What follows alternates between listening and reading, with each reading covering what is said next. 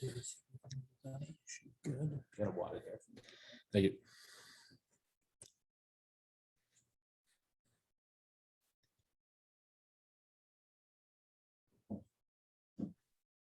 What's up, Sean? Hey, how's it going? Good. How hard is it, or is it hard for you guys to keep that focus? You a little more attention every week. You keep winning. I know coaches have to keep you on the focus path. Is that difficult for you guys, or for you personally as an athlete? Yeah, I mean, I would say for any athlete, really, it's hard to block out the noise. I mean, it's, you're just scrolling on Twitter. It's challenging not to, look at those posts, get too involved in the rankings. But personally, and, as a team, honestly, I think we're all it's 1-0 mentality, really. That's how we look at it. It's 1 week at a time. Last week we were 1-0. This week we're 0-0, and it's a new season. And it's basically, you just look at it as a championship game every week. So that's all it is.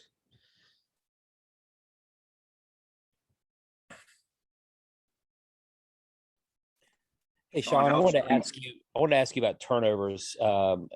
This is something that you guys were really good at avoiding last year. I think it was 1 through the first set before the pause. I think you guys had 1 through however many games.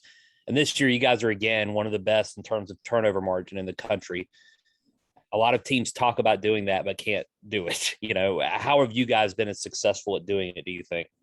Really, I think it's just everyone doing your job, no one being a hero, no one going out of their way to try to,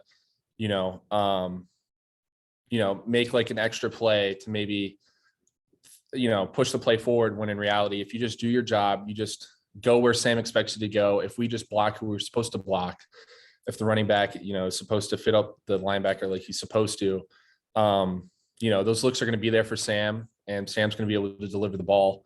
And I think we've just done a really good job this season with doing that, and just everyone doing their job, everyone understanding that, as a wide receiver, maybe you're not going to get the ball every play, but if you just run your route correctly, it just changes the defense, and it really helps Sam out. So I think everyone's just being really selfless, and, that's what we strive to do every season. And I think we're doing that really well.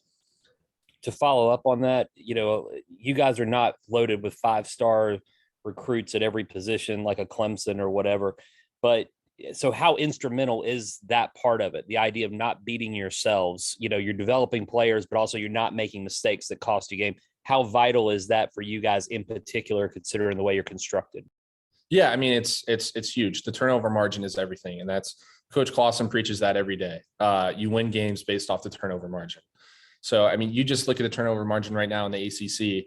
I think it's us and Boston College and Pittsburgh are at the top, and those are the top 3 teams in the ACC. So it's, your success is based off that. And I think, like you said, it starts with the walkthroughs. It starts with your mental intensity and how serious you're taking those reps. Are you treating them like great game reps, or are you joking around with your teammates, doing it half energy, half focused? So I think we've done a really good job at the beginning of the season, just staying focused in those walkthroughs throughout practice. And this is when it gets challenging. Schoolwork ramps up for the younger guys. Bodies start feeling a little bit fatigued. And really it's the challenging part of the season to maintain that mental focus and continue doing your job to, continue building on our season. I should have asked one more thing just in related to that. You guys are one of the better in the country as well at avoiding penalties. Haven't made, again, the same concept of not beating yourselves. How do you guys, let's say linemen, how do you guys approach that idea of playing clean, not grabbing and causing, things that put you guys behind the chains? Yeah, we just look at it as, we like to finish guys, but we like to do it to a certain point where we're not, getting fully extended, getting out of our framework of our body, and just, we want to play to the echo of the whistle, but we want to play smart at the same time. We understand the read spot of some plays. And if I'm a left guard and I hold on an outside zone to where, Christian's peeling behind me, I know I'm going to get that holding call. So I really just have to be focused on when to let go. And I think we do that really well as an offensive line. And like I said before, it's really just mental focus. It's knowing when to let go and knowing when to finish guys and when not to. So. Sean, how strange is it to be making a trip to Syracuse for the third year in a row? Yeah, it's I'm kind of used to it at this point. My dad's from Syracuse, so I love going up there. I know he gets excited for it. So I think I'm one of the few of the on the team that get excited for this game going up there. But no, I mean, at this point, we're kind of used to it. They renovated the stadium last year, which was honestly a big difference with the LED lights and just, I don't know, it's just different with the lights shining on us. So we had to get used to that last year, but it's a fun place to play. I mean, playing in a dome is special and they get loud, whether it's packed or half full, it's loud no matter what. So it's a really exciting place to play. And I just like being up there. So it's fun to go up there for this. This will be my fourth time going up there. So I look forward to it every time. I didn't realize you were on the 2017 trip too. Yeah. Yep. I was there. That was a special game, that comeback and getting bowl eligible that year. So a lot of good games, a lot of good close games up there. And we expect this one to be close. They're bringing back everyone on the defense. Their offense looks really good. They're humming on offense. So we expect this game to be a 4-quarter battle. So does that kind of mean that you don't put too much stock into what you guys were able to do up there last year? Yeah, I mean that was just so different. I mean, they had so many guys opt out. I think they had COVID issues maybe. Obviously no fans was a huge factor playing at Syracuse. So yeah, I mean, you look at the film last year, they run the similar defense really. So you watch the film, but I know we expect them to be a lot better this year, and I think they really are this year too. So yeah, you can't have too big of an ego and focus on last year. This is a new year, and I feel like that's what we've done every single week. When you expect it to get hard, then it becomes easy. So Hey, Sean, you mentioned avoiding fatigue in one of your answers. And while there's healthy time splits at a wide variety of positions this season, one position there's not a big time split is offensive line. Is it more important to get a rest, or is it more important to have that continuity there for you guys? Yeah, I feel like Coach Spack has done a really good job so far maintaining that. He understands what our bodies go through. And at this point in the season, we're still getting our reps through practice, but he's kind of tailing off Zach Tom, here and there. And, but I mean, really, we got to get those reps every week, especially with, it's a new defense every week. So, we understand that.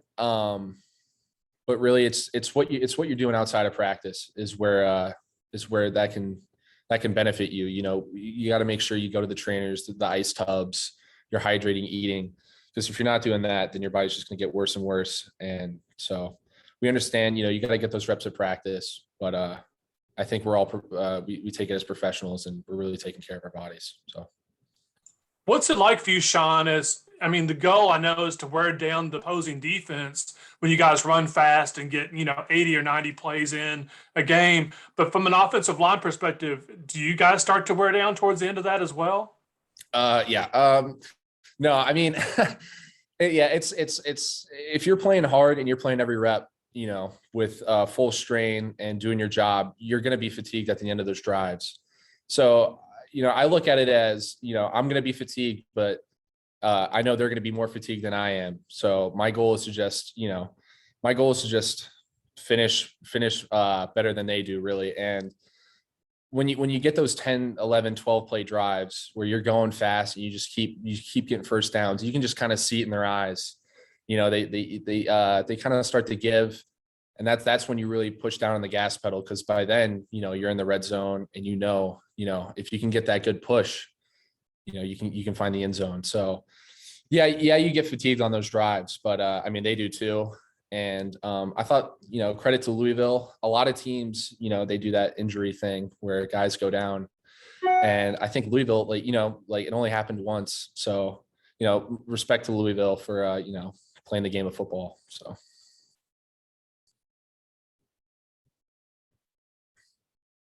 Anything else for Sean? Yeah, Sean, a couple of things about that going hard. The Justice Ellison run at Virginia, 65 yards. and I happen to glance behind and see all you guys jumping up, sprinting down the field. How hard is it to get yourself into that mindset that I got to get my big butt up and run down after him because we're ready? We're going to be ready to go and try to catch them. And what's going through your head as you're running that extra 50 yards? Yeah, when I'm doing it, really, you just feel awesome. Really, I felt like we all 5 of us and the tight end, we all blocked really well on that play, and you just get excited. You just pop up, and you just want to go chase your guy down and celebrate with him. And he got tackled in bounds, so then it's instantly okay. Like, look to the sideline, figure out what the next play is. Like, let's go fast, because the defense is they got to pursue and they got to get set. So if we don't sub and we can get set right away, boom, it's another play. And so that's really all it is you appreciate it at the time, and then it's like you can't. Job's not done till it's done. So yeah, that was a really good play, and I think Justice has been playing really well. And he's been getting the recognition he deserves. And so, we're really excited for him. And all those guys, all the running backs they just work their tail off every week, and we appreciate them all. So. Well, and they share the love with you too.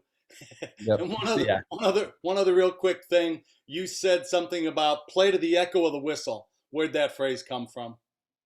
I mean, I think every coach says it, to be honest, but Coach Tabaka, that's one of our goals is, play smart, play physical, and just play tough, play through the echo of the whistle. And, with the offense we run, if you can get them to quit, you know what I mean? That's a huge deciding factor in a game. So, we just strive off of working hard and doing our job. So.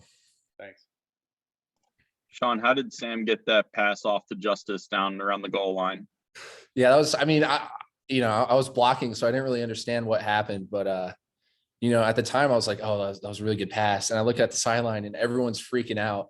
I'm like, oh, wow. Like, okay, something must've happened. And later that night I was watching film, and yeah, it was like, he was parallel to the ground and getting that pass off. So I was like, oh my God. Yeah, that was impressive. Sam's an impressive dude. He's athletic, he's tough, he's everything you want out of a quarterback. He gets the job done. He's got that it factor. So when a quarterback has that factor, you feel it as an offensive line, and you just want to protect as long as you can, because he'll find somebody down the field. So.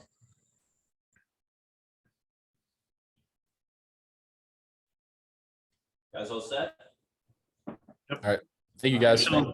Thanks, Sean.